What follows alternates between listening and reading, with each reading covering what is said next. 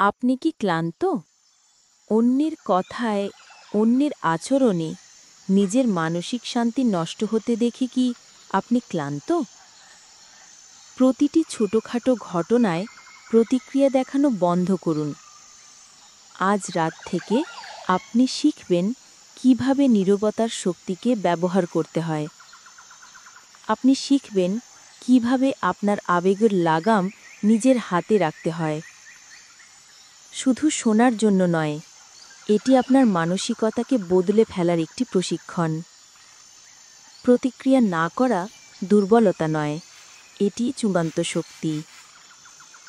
এখন সময় নিজের নিয়ন্ত্রণ ফিরে নেওয়ার। পর্ব ১।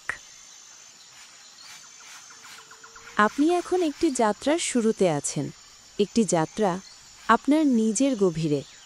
আপনি আপনার মানসিক শান্তির নিয়ন্ত্রণ ফিরে পেতে চলেছেন। কিন্তু প্রথমে আমাদের অবশ্যই সেই কারাগারটিকে চিনতে হবে যেখানে আমরা অনেকেই বাস করি। আমরা এটিকে দেখতে পাই না, আমরা এটিকে স্পর্শ করতে পারি না, তবুও এটি প্রতিদিন আমাদের শক্তি হরণ করে। এই কারাগারের নাম প্রতিক্রিয়ার কারাগার। ভাবুন, কেন আমরা প্রতিক্রিয়া দেখাই? একটি অপ্রীতিকর মন্তব্য, একটি ট্রাফিকের সামান্য দেরি, বা কারো একটি অবজ্ঞার দৃষ্টি। কেন এই ছোট ছোট স্ফুলিঙ্গগুলো আমাদের ভেতরে দাবানলের মতো জ্বলে ওঠে? কারণ প্রতিক্রিয়া একটি স্বয়ংক্রিয় প্রক্রিয়া। এটি একটি শেখা আচরণ, একটি অভ্যাস যা বছরের পর বছর ধরে গড়ে উঠেছে। এটি আপনার আসল পরিচয় নয়, এটি কেবল একটি আবরণ। আসুন, আমরা একজন নাবিকের গল্প কল্পনা করি। এক তরুণ, উদ্যমী নাবিক, সে তার ছোট জাহাজ নিয়ে বিশাল সমুদ্রে যাত্রা শুরু করে। তার লক্ষ্য দিগন্তের ওপারের এক শান্ত দ্বীপ। কিন্তু এই নাবিক একটি ভুল করে। সে সমুদ্রের প্রতিটি ঢেউয়ের সাথে লড়াই করার সিদ্ধান্ত নেয়। একটি ছোট ঢেউ আসে, সে আতঙ্কিত হয়ে জাহাজের পাল ঘুরিয়ে ফেলে। বাতাস সামান্য দিক পরিবর্তন করে। সে রেগে গিয়ে হাল শক্ত করে আঁকড়ে ধরে। অন্য একটি জাহাজ তাকে অতিক্রম করে। সে ঈর্ষান্বিত হয়ে তার গতি বাড়ানোর জন্য মরিয়া হয়ে ওঠে। দিন গড়িয়ে রাত হয়। সেই নাবিক ক্লান্ত, পরিশ্রান্ত এবং সম্পূর্ণরূপে পথভ্রষ্ট। সে তার সমস্ত শক্তি ব্যয় করেছে ঢেউয়ের সাথে যুদ্ধ করে, বাতাসের সাথে তর্ক করে। সে কখনোই তার গন্তব্যের দিকে মনোযোগ দেয়নি। সমুদ্র, অর্থাৎ বাইরের পরিস্থিতি, তার সম্পূর্ণ নিয়ন্ত্রণ নিয়ে নিয়েছে। আপনি কি সেই নাবিকের মতো? আপনার দৈনন্দিন জীবন কি সেই উত্তাল সমুদ্রের মতো?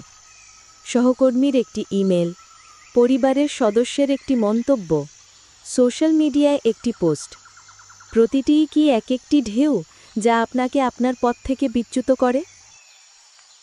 যখন আপনি প্রতিক্রিয়া দেখান, আপনি ঠিক সেই নাবিকের কাজটিই করেন। আপনি আপনার মানসিক শক্তি ব্যয় করেন এমন জিনিসের ওপর যার ওপর আপনার কোনো নিয়ন্ত্রণ নেই। প্রতিক্রিয়া দেখানোর প্রকৃত মূল্য অনেক গভীরে। এটি কেবল আপনার মেজাজ খারাপ করে না, এটি আপনার ফোকাস চুরি করে, এটি আপনার সৃজনশীলতাকে হত্যা করে, এটি আপনার মূল্যবান শক্তিকে, যা আপনার স্বপ্ন পূরণে ব্যবহার করা যেত, তা নিমিষেই শেষ করে দেয়। প্রতিবার যখন আপনি কোনো ছোট বিষয়ে রেগে যান বা প্রতিক্রিয়া দেখান, আপনি স্বেচ্ছায় আপনার মানসিক শান্তির রিমোট কন্ট্রোলটি অন্য কারো হাতে তুলে দেন। আপনি বলেন, এই নাও, তুমি সিদ্ধান্ত নাও আমি কেমন অনুভব করব। এখন প্রশ্ন হল, কে এই প্রতিক্রিয়া জানায়? এটা কি আপনি, আপনার প্রকৃত সত্তা, নাকি অন্য কিছু? মনোবিজ্ঞানীরা এটিকে অহংকার বা ইগো বলেন। আপনার অহংকার একটি সংবেদনশীল প্রহরীর মতো। এর কাজ হল আপনার আত্মসম্মানের কাল্পনিক দুর্গটিকে রক্ষা করা। যখন কেউ আপনাকে অপমান করে, আপনার প্রকৃত সত্তা আহত হয় না, সে কেবল তথ্যটি শোনে। কিন্তু আপনার অহংকার এটিকে একটি ব্যক্তিগত আক্রমণ হিসেবে দেখে। সে চিৎকার করে ওঠে, আমাকে রক্ষা করো, যুদ্ধ করো, প্রমাণ করো যে তুমি ঠিক। আর আপনি সেই ফাঁদে পা দেন। আপনি প্রতিক্রিয়া দেখান। আপনি সেই নাবিকের মতো ঢেউয়ের সাথে যুদ্ধ শুরু করেন এবং প্রতিবার আপনি হেরে যান। এমনকি যদি আপনি তর্কে জয়ী হন, আপনি আপনার শান্তি হারিয়ে ফেলেন। আর যে তার শান্তি হারায়, সে চূড়ান্তভাবে পরাজিত হয়। এই কারাগারটি আপনার অহংকার দ্বারা নির্মিত এবং আপনার স্বয়ংক্রিয় প্রতিক্রিয়া দ্বারা শক্তিশালী। আজ রাতে আপনার প্রথম কাজ হল এই কারাগারটিকে চেনা। শুধু দেখুন, কোনো বিচার বা বিশ্লেষণ ছাড়াই। শুধু লক্ষ্য করুন কিভাবে ছোট ছোট ঘটনাগুলো আপনাকে নিয়ন্ত্রণ করে। সেই নাবিকটিকে আপনার মনের চোখে দেখুন। সে ঢেউয়ের সাথে লড়াই করছে, ক্লান্ত, পথভ্রষ্ট। এই সচেতনতাই হল মুক্তির প্রথম পদক্ষেপ। আপনি যা চিনতে পারেন, আপনি তা পরিবর্তন করতে পারেন। আপাতত এই সত্যটি গ্রহণ করুন। এই কারাগারের দেয়ালগুলোকে অনুভব করুন। এই সচেতনতাকে আপনার গভীরে যেতে দিন, কারণ খুব শীঘ্রই আমরা এই কারাগার থেকে বের হবার চাবিটি আবিষ্কার করতে চলেছি। পর্ব 2। আপনি এখন প্রতিক্রিয়ার কারাগারটিকে চিনতে পেরেছেন। আপনি সেই ক্লান্ত নাবিকটিকে দেখেছেন যে প্রতিটি ঢেউয়ের সাথে যুদ্ধ করে চলেছে। কিন্তু যদি সেই ঢেউ এবং আপনার জাহাজের পালের মধ্যে একটি ছোট্ট ফাঁকা জায়গা থাকে, যদি এমন একটি মুহূর্ত থাকে যা আপনাকে সিদ্ধান্ত নেওয়ার সুযোগ দেয়, এই মুহূর্তটির অস্তিত্ব আছে। এটি প্রতিটি ঘটনার এবং আপনার প্রতিক্রিয়ার ঠিক মাঝখানে লুকিয়ে থাকে। আমরা একে বলবো দ্য পজ বা বিরতির শিল্প। এই ছোট্ট স্থানটি আপনার স্বাধীনতার চাবিকাঠি। আমাদের সেই পথভ্রষ্ট নাবিকের গল্পে ফিরে যাই। ক্লান্ত এবং পরাজিত হয়ে সে এক নির্জন উপকূলে তার জাহাজ ভেড়ায়। সেখানে একটি উঁচু পাহাড়ের ওপর সে একটি প্রাচীন বাতিঘর দেখতে পায়। সে বাতিঘর রক্ষকের সাথে দেখা করে, একজন শান্ত বয়স্ক মানুষ যার চোখে সমুদ্রের গভীরতা। নাবিকটি অভিযোগ করে, সমুদ্র আমার শত্রু, এর ঢেউ, এর বাতাস আমাকে শান্তিতে থাকতে দেয় না। আমি কিভাবে এর সাথে যুদ্ধ করে জিতব? বাতিঘর রক্ষক হাসলেন এবং বললেন, তুমি ভুল প্রশ্ন করছো তরুণ নাবিক। তিনি তাকে বাতিঘরের শীর্ষে নিয়ে গেলেন। বাইরে তখন এক ভয়ঙ্কর ঝড় শুরু হয়েছে। বিশাল ঢেউ এসে বাতিঘরের দেয়ালে আছড়ে পড়ছে, বাতাস গর্জন করছে। দেখো, বাতিঘর রক্ষক বললেন, বাতিঘরটি কি ঢেউয়ের সাথে যুদ্ধ করছে? ওটি কি বাতাসের সাথে চিৎকার করছে? না, ওটি শুধু দাঁড়িয়ে আছে। ওটি স্থির আছে এবং নিজের আলো জ্বালিয়ে রেখেছে। ওটির কাজ ঢেউকে থামানো নয়, ওটির কাজ হলো পথ দেখানো।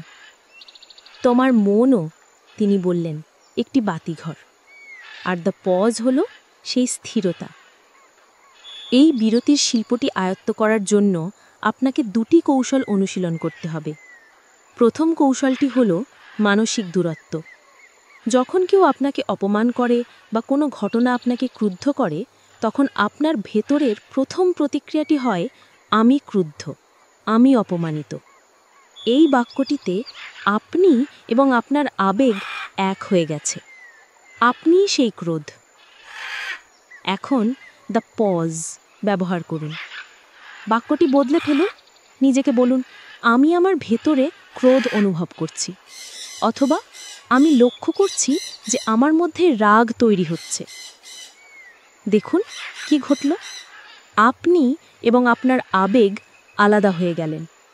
আপনি হলেন পর্যবেক্ষক এবং আবেগ হল একটি ঘটনা যা ঘটছে, যেমন বাতিঘরটি ঝড়কে দেখছে, ঝড়ের অংশ না হয়েই। যখনই আপনি আপনার আবেগকে পর্যবেক্ষণ করতে পারবেন, আপনি আর তার দাস থাকবেন না, আপনি তার মালিক হয়ে যাবেন। দ্বিতীয় কৌশলটি হল শারীরিক নোঙর। আপনার প্রতিক্রিয়া শুরু হয় আপনার শরীরে।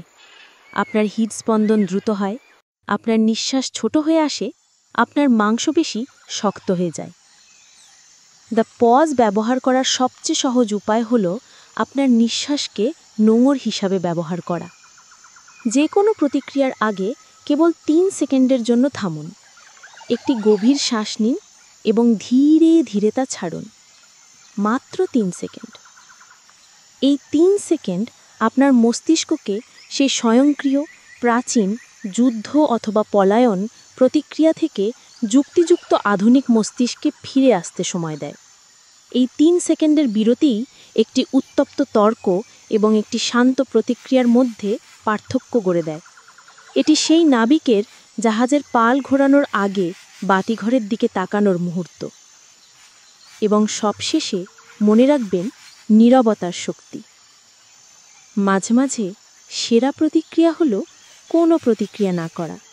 নীরবতা মানে দুর্বলতা নয়, নীরবতা মানে উদাসীনতা নয়। নীরবতা মানে হলো আপনি পরিস্থিতিটি দেখেছেন, আপনি এটি বুঝেছেন, কিন্তু আপনি সিদ্ধান্ত নিয়েছেন যে এটি আপনার মানসিক শান্তি নষ্ট করার যোগ্য নয়। নীরবতা হলো চূড়ান্ত নিয়ন্ত্রণ। এটি আপনার প্রতিপক্ষকে নিরস্ত্র করে দেয়, কারণ তারা একটি যুদ্ধের আশা করেছিল, কিন্তু আপনি সেখানে উপস্থিত হননি। আমাদের সেই নাবিক বাতিঘর রক্ষকের কাছ থেকে এই শিক্ষা নিল। সে সমুদ্রে ফিরে গেল। এখন যখন ঢেউ আসে, সে আর আতঙ্কিত হয় না। সে বিরতি নেয়, সে নিঃশ্বাস নেয়, সে ঝড়টিকে পর্যবেক্ষণ করে, সে তার পালের দিকে তাকায়। সে বুঝতে পারে সে ঢেউ নিয়ন্ত্রণ করতে পারবে না, কিন্তু সে তার জাহাজ নিয়ন্ত্রণ করতে পারবে। সে বাতাসকে থামাতে পারবে না, কিন্তু সে তার পালকে সামঞ্জস্য করতে পারবে। সে ঝড়ের মধ্যেই স্থির থাকতে শেখে। সে তার মানসিক বাতিঘরের আলো জ্বালিয়ে রাখে। এই বিরতির শিল্পটি হলো আপনার শক্তি। এটি অনুশীলন করুন। প্রতিটি ছোট ঘটনায় এটি ব্যবহার করুন। নিঃশ্বাস নিন, পর্যবেক্ষণ করুন এবং তারপর সিদ্ধান্ত নিন। পর্ব 3। আপনি প্রতিক্রিয়ার কারাগারটি চিনেছেন। আপনি বিরতির শিল্প বা দ্য পজ অনুশীলন করেছেন। এখন আপনি সেই জীবনের দ্বারপ্রান্তে, যেখানে প্রতিক্রিয়া না করাই আপনার স্বাভাবিক অবস্থা হয়ে ওঠে। এটিই হলো নীরব বিজয়। নীরব বিজয় মানে তর্কে জেতা নয়, এর মানে চিৎকার করে নিজের কথা প্রমাণ করা নয়। নীরব বিজয় হলো সেই গভীর, অটল শান্তি যা আপনি অনুভব করেন যখন আপনি বুঝতে পারেন বাইরের কোনো কিছুই আপনার ভেতরের স্থিরতাকে স্পর্শ করতে পারবে না। এটিই হলো চূড়ান্ত ক্ষমতা। আসুন আমাদের সেই নাবিকের গল্পে ফিরে যাই। সে এখন আর সেই তরুণ অস্থির নাবিক নয়, সে একজন অভিজ্ঞ ক্যাপ্টেন। সে বিরতির শিল্প আয়ত্ত করেছে। তার জাহাজটি, তার মন এখন তার সম্পূর্ণ নিয়ন্ত্রণে। একদিন দিগন্তে একটি কালো মেঘ ঘনিয়ে আসে।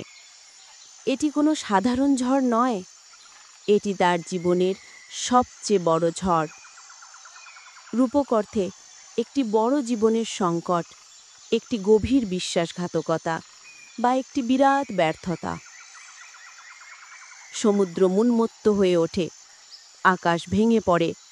জাহাজের ক্রুরা আপনার পুরানো অভ্যাস, আপনার ভয়, আপনার সন্দেহ, আতঙ্কিত হয়ে চিৎকার করতে থাকে। তারা ক্যাপ্টেনকে বলে, কিছু একটা করুন, লড়াই করুন, জাহাজ ডুবে যাচ্ছে। কিন্তু ক্যাপ্টেন শান্ত। সে ঝড়ের চোখের দিকে তাকায়। সে তার বাতিঘরের কথা মনে করে। সে সেই বিরতিটা নেয়। সে তার শারীরিক নোঙ্গর ফেলে, একটি গভীর শ্বাস নেয়। সে আতঙ্কিত ক্রুদের দিকে তাকিয়ে চিৎকার করে না। সে ঢেউকে অভিশাপ দেয় না। সে কেবল পর্যবেক্ষণ করে। সে তার ভেতরের ক্রোধ, ভয়, সেগুলোকে আসতে দেয় এবং সেগুলোকে চলে যেতে দেয়, ঠিক যেমন বাতিঘরটি ঝড়কে পর্যবেক্ষণ করে। তারপর সম্পূর্ণ শান্ত এবং পরিষ্কার মাথায় সে আদেশ দেয়, পাল গুটিয়ে ফেলো, হাল শক্ত করে ধরো। সে ঝড়ের সাথে যুদ্ধ করে না, সে ঝড়ের শক্তিকে ব্যবহার করে তার মধ্যে দিয়ে নিরাপদে এগিয়ে যায়। সে প্রতিক্রিয়া জানায়নি, সে নেতৃত্ব দিয়েছে। যখন সকাল হয়, ঝড় থেমে যায়। জাহাজটি হয়তো সামান্য ক্ষতিগ্রস্ত, কিন্তু অক্ষত। এবং ক্যাপ্টেন তার ডেকে শান্তভাবে দাঁড়িয়ে আছে। সে জয়ী হয়েছে, একটিও চিৎকার না করে। এটিই নীরব বিজয়। যখন আপনি প্রতিক্রিয়া না করাকে বেছে নেন, তখন আপনার জীবনে ঠিক এই ঘটনায় ঘটে। আপনি 3টি চূড়ান্ত পুরস্কার অর্জন করেন। প্রথমত, মানসিক স্বচ্ছতা। যখন আপনার মন আবেগের কোলাহলে পূর্ণ থাকে না, তখন আপনি সমাধান দেখতে পান, সমস্যা নয়। আপনি সুযোগ দেখতে পান, বাধা নয়। দ্বিতীয়ত, গভীর আত্মবিশ্বাস। এই আত্মবিশ্বাস চিৎকার করে আসে না, এটি আসে সেই নীরব জ্ঞান থেকে যে যাই ঘটুক না কেন আপনি সামলে নিতে পারবেন। আপনি জানেন যে বাইরের কোনো ঘটনা বা কোনো ব্যক্তির মতামত আপনাকে ভাঙতে পারবে না। আপনি অটল। এবং তৃতীয়ত, প্রকৃত সম্মান। মানুষ সেই ব্যক্তিকে অনুসরণ করে, সেই ব্যক্তিকে বিশ্বাস করে যে চাপের মুখে শান্ত থাকতে পারে। আপনার নীরব নিয়ন্ত্রণ আপনার হাজারো শব্দের চেয়েও বেশি শক্তিশালী বার্তা বহন করে। তাই মনে রাখবেন, প্রতিক্রিয়া না করা মানে উদাসীন বা দুর্বল হওয়া নয়। এর অর্থ হলো আপনি আপনার শান্তিকে এতটাই মূল্যবান মনে করেন যে আপনি তুচ্ছ ঘটনা বা বিষাক্ত মানুষকে তা কেড়ে নেওয়ার অনুমতি দেন না।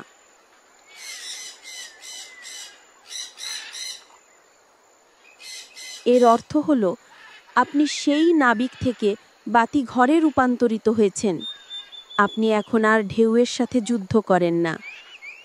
আপনিই সেই আলো যা অন্যদের পথ দেখায়। আপনি নিজেই সেই স্থিরতা।